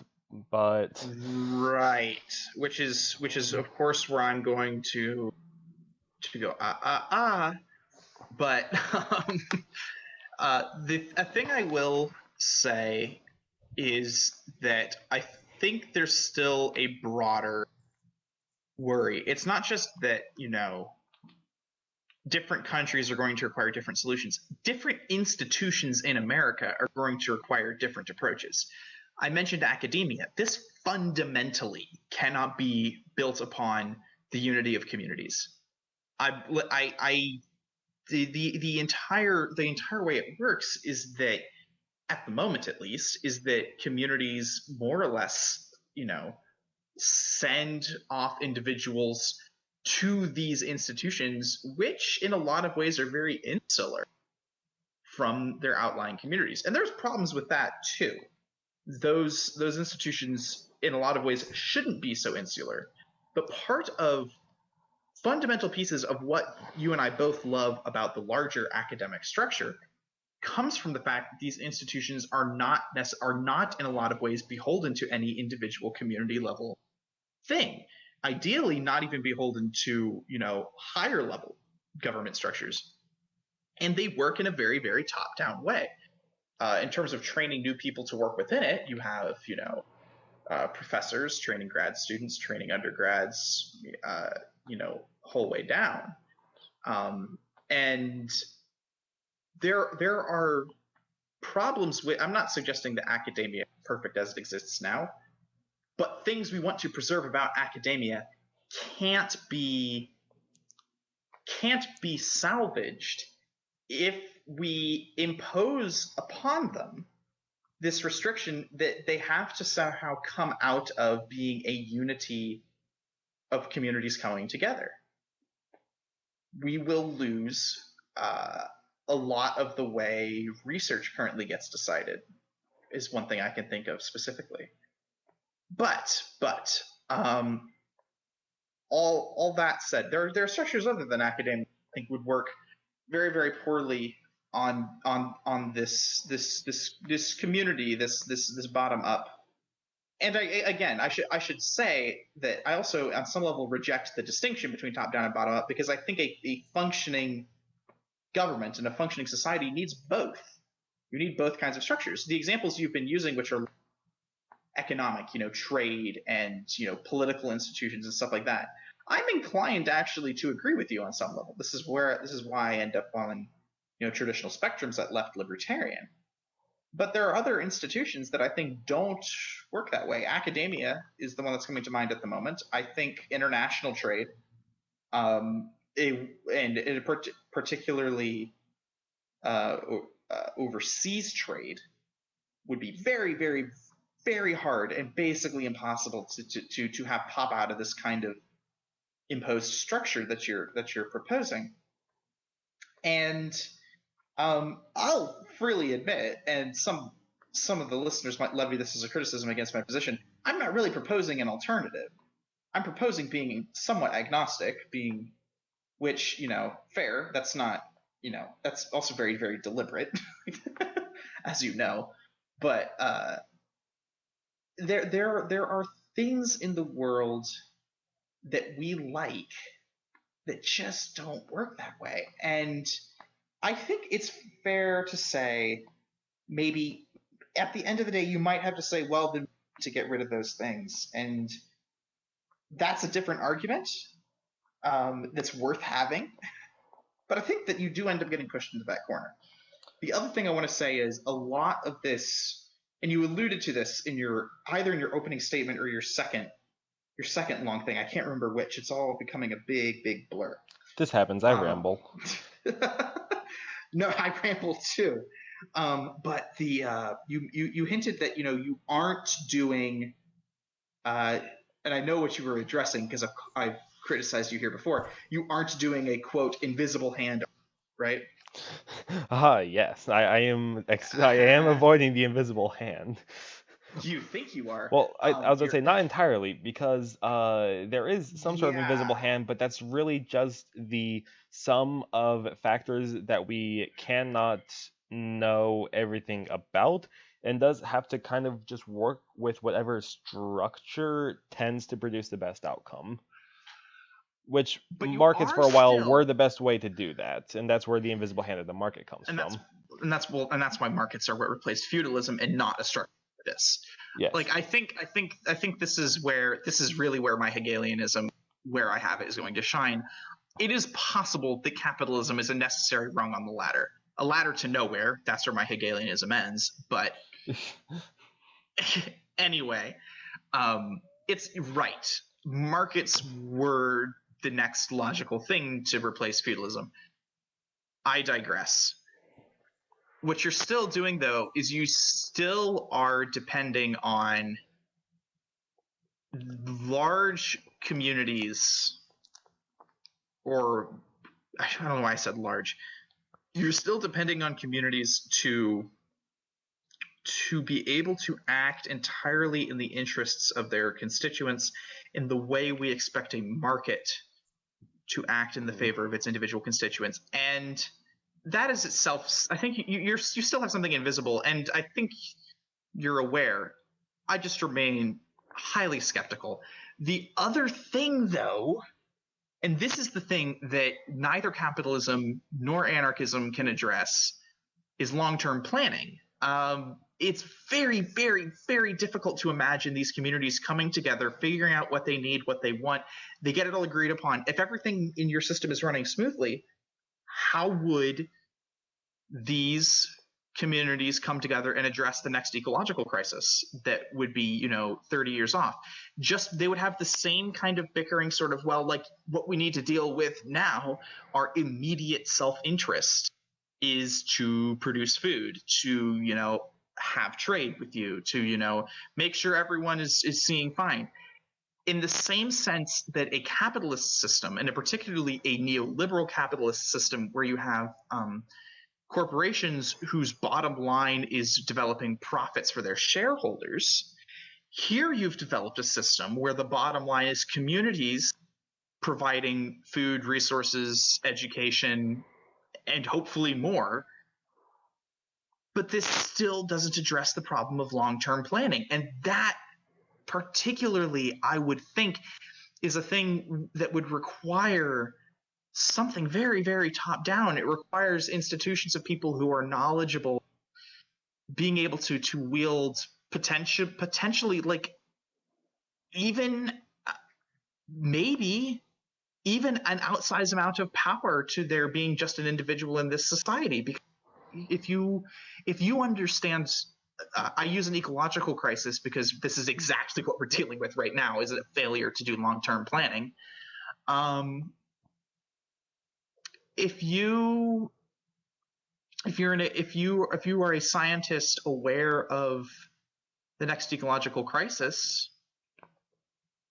you could in your system just as quickly be talked out of your position. And it seems to me, I mean, this is, of course, it comes back to the old, how much power should expertise be worth, which, that's a whole other argument that I'm not prepared to get into at the moment, and I'm not even sure where I stand on it. But at the very least, you've created a bottom line for these communities to work towards and say, yep, by incentivizing as much as possible, working towards that bottom line, we will make the best possible society. And I don't know that will always be the case. And this is another reason why I advocate as much as possible flexibility and being not committed to any one bottom line. Do I know necessarily how to implement that? Not necessarily, but again, I'm deliberately agnostic on a lot of these points. Okay. So those are my arguments to you there. I don't know how long have we been going on? We are currently just passing the hour and 42-minute mark. Hour and what? Hour and 42 minutes. So I do want to wrap this up kind of soon. But to that particular thing, for long-term planning, you did bring this up when we were having a casual conversation about this earlier, leading up to us thinking that we should have a more kind of formal-ish argument. Now, the bottom, you're right. I have created the bottom line of providing food, homes, education, etc., and hopefully more for the people of each of these communities.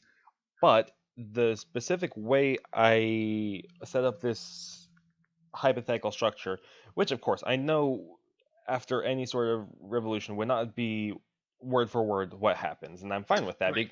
Like my ideology, I'm not too firm in it. That's just what I would caucus for in any sort of democratic body. Yeah. Discussing what to do.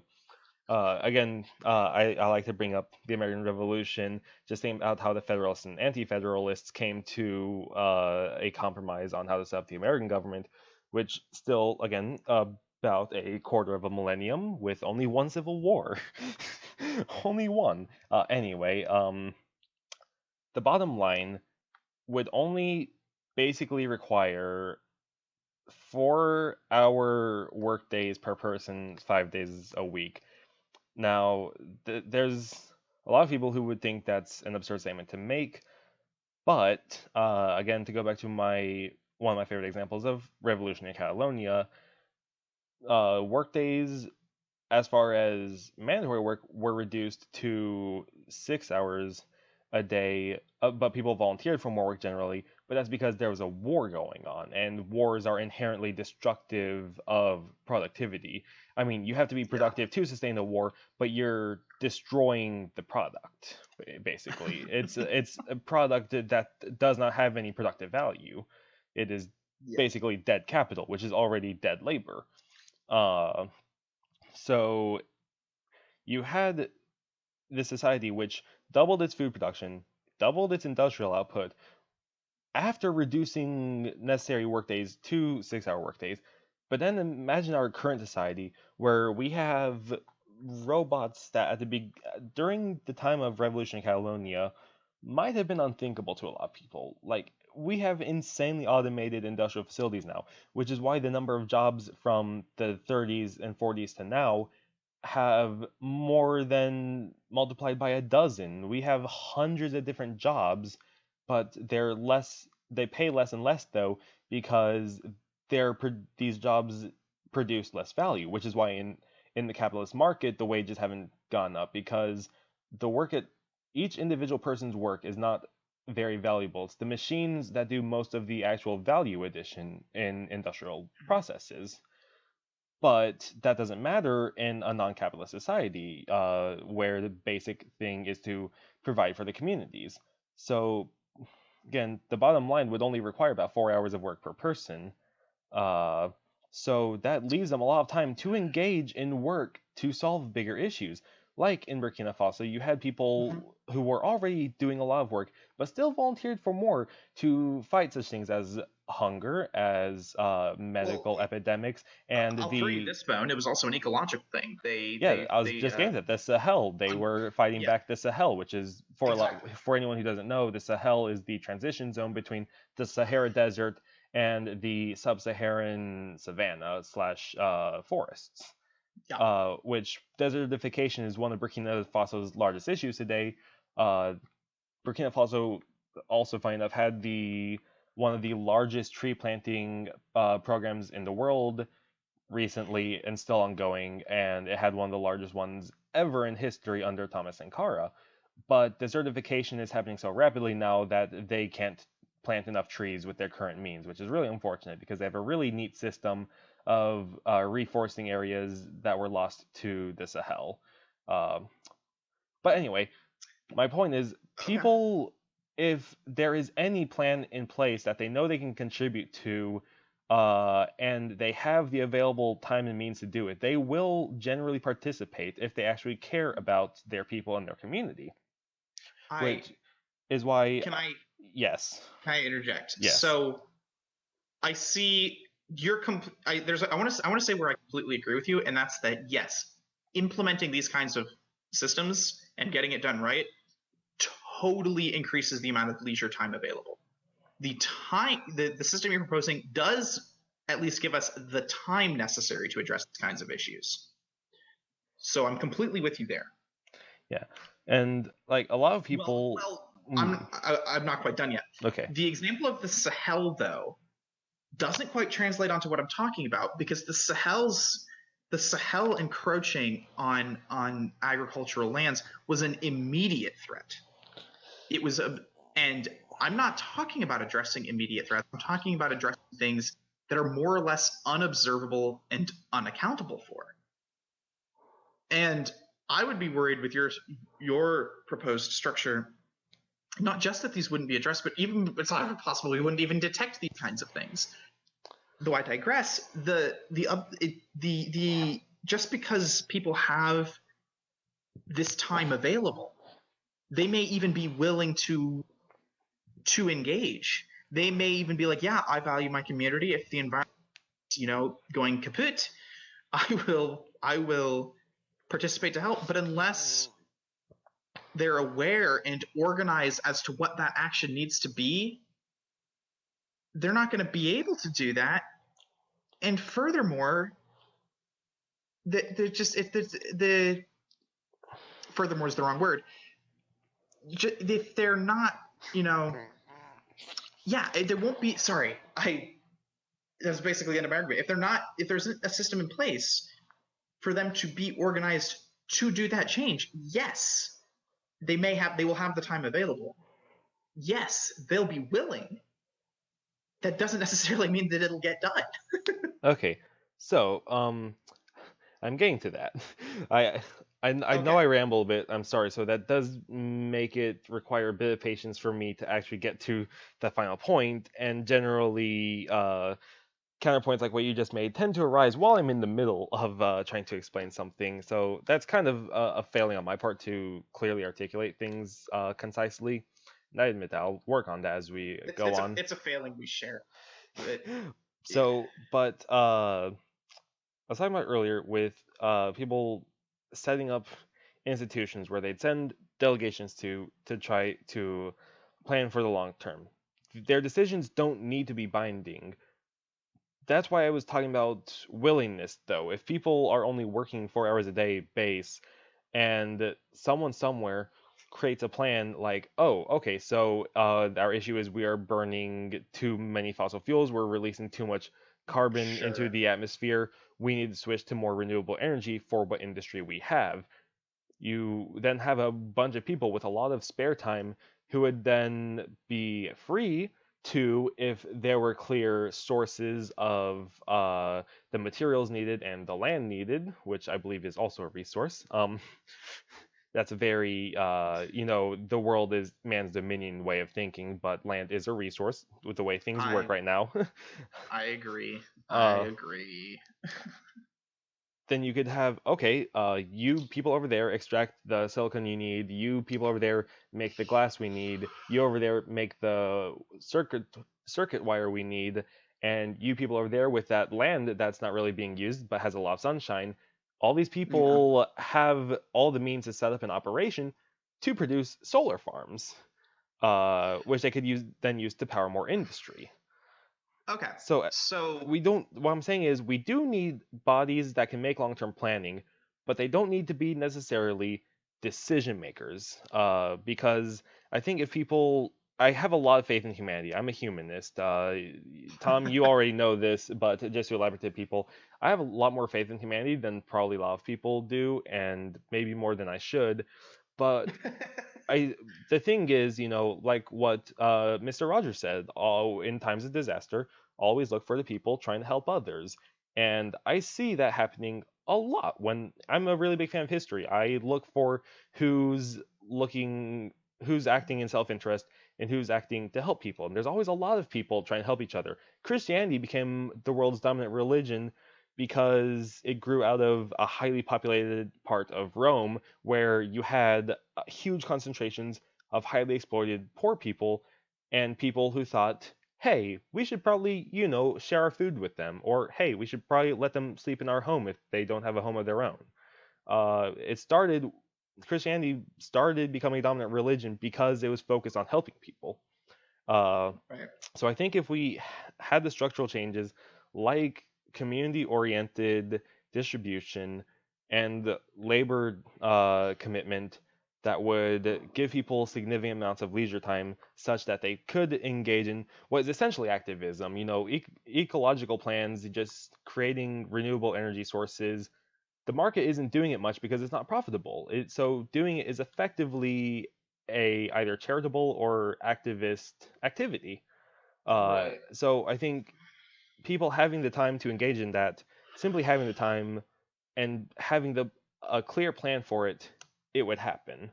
This is, of course, a form of his visible hand, basically looking out for self-interest / community interest. They'll do this because they can and because it's good for them. I acknowledge that this is a very faith-based argument. Yeah. I recognize that, but the thing is, in revolutionary societies, you have a lot of people acting out of good faith like that. Especially, like with the ongoing ecological crisis, the data is already very clear on what needs to happen and what is Well, happening. I'm imagining if But for things in so, the there's future, like two. if we were Yeah. approaching that, um, Hopefully the data would be clear. yeah, but So I think I know what your answer. So my next objection, and I made it poorly before, is what is in place to even become aware of these problems and then to disperse that information. Right now we have no mass news media and academia that have more or less worked I'm about to phrase this in such a way that if someone on the right hears it is going to be very misleading. The mass media and the academic elite worked in conjunction to make us aware of climate change. Mm-hmm. So, which, right, different than the way that typically gets said. But you have these means of disseminating this complex and varied information. I think what you would say in response to that is that we would need those bodies in place, to which I sort of nudge you in the ribs and say, and thus we have something top down, not community based in your society, which means something has changed in your initial presentation slightly. But we need those bodies in place, but they can't be decision makers, which is what you just said for the other part of it, right? Mm-hmm. Was just acting in the first place. Yeah. So is that an unfair characterization of what you're saying? No. Although, Okay. I will say, my initial position never excluded the possibility of these institutions. Again, the communities are the base unit as agents, as actors, but they were never stripped of their agency to enter agreements which allow these institutions to exist. And in fact, Right. in my floating constitutions concept, I never got to this, but part of the reason I separate the Bill of Rights / anti-rights, which again, very iffy on that term anti-rights, but since I explained it, I hope people get the general concept of that. But then the second one would be a very technical thing about how to structure communities together and what institutions should be made that people should send delegations to in order to accommodate various forms of planning. And the ones I brainstormed while I was at work the other day were an economic one, a political one for how the collective of the communities should handle their affairs with the outside world. And well, actually, those were the only two I immediately thought of. I also was thinking of a scientific one, specifically to try to handle the academia task, but I'm going to need to think about that more because I knew that was one of your objections to my proposal, but my mind has still been more focused on political structures in the first place, so I haven't gotten to that yet.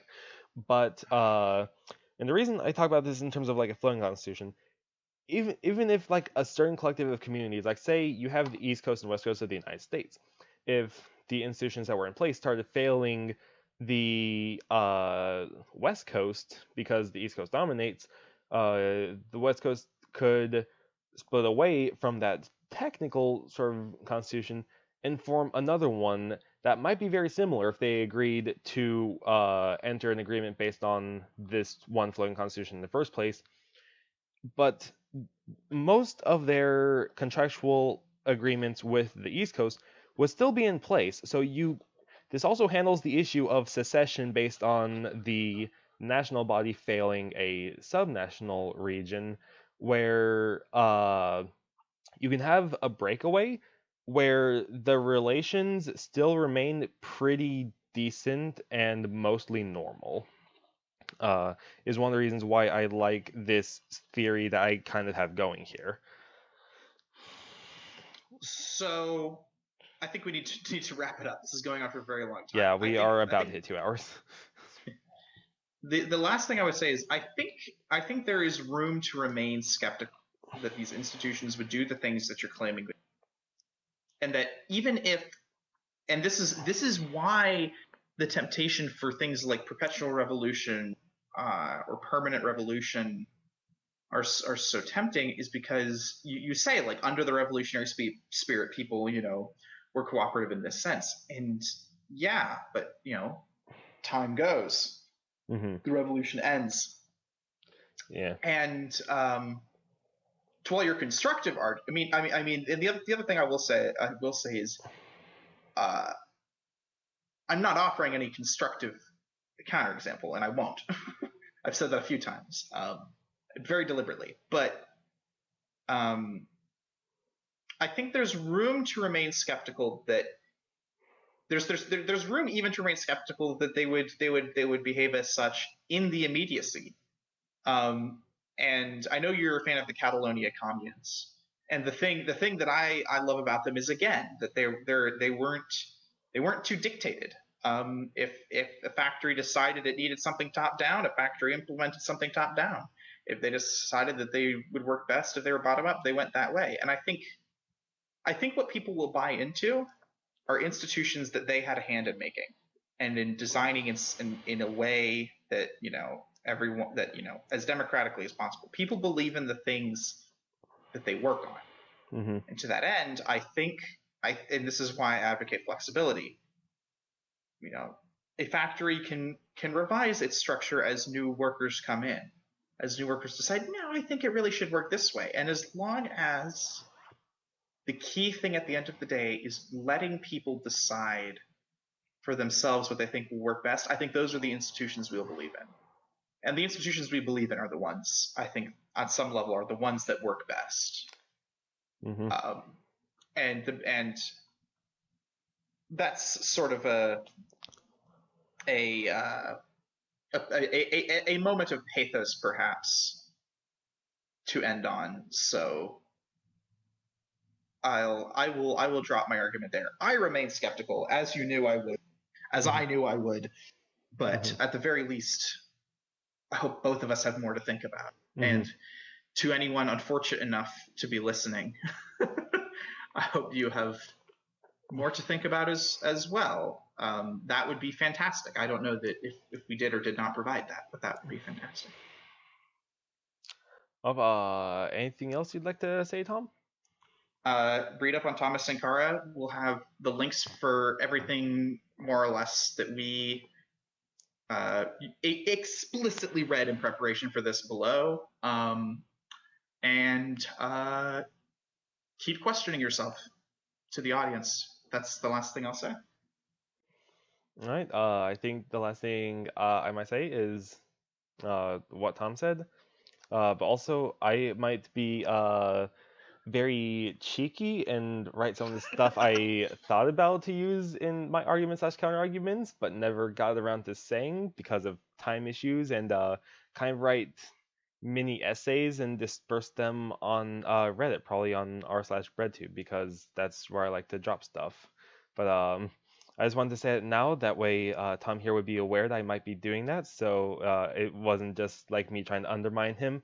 That's not my intention. It's just that I have a lot of thoughts on this subject. It's been basically the top thing on my mind whenever I had spare time at work, and so I do have a lot more to say, but we've already run over 2 hours here, so I don't want to keep going on. I will say I'm not in any way offended by at all, for two reasons. One, extending the conversation in any way is great, and two, I don't do the leftist social media thing nearly as much as you do. So, yeah. All right. I think that's it. Thank you, Ben. Thank you too, Tom. Yeah. Until next time. Until next time, signing off. I'm Ben. I'm Tom. And we will see you next time. Bye-bye.